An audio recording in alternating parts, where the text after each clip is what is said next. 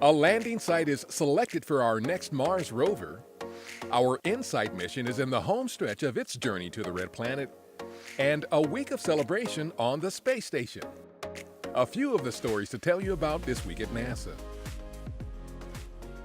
On November 19th, we announced that after a 5-year search that included more than 60 candidate locations on Mars, Jezero Crater has been selected as the landing site for our upcoming Mars 2020 rover mission.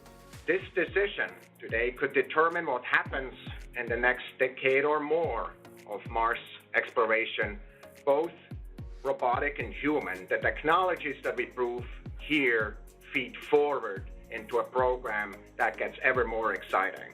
The mission is scheduled to launch in July 2020 as the next step in exploration of the Red Planet.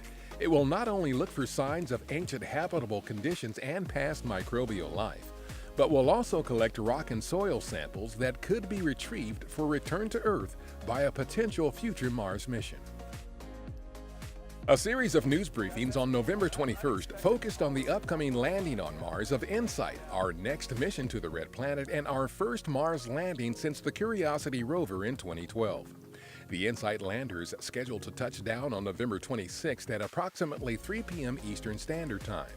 We will carry live coverage of the event on NASA television, on nasa.gov, and on the agency's social media platforms. InSight will be the first spacecraft to study the Red Planet's deep interior to help us better understand the formation of all rocky worlds, including Earth. It was a busy week full of celebration aboard the International Space Station.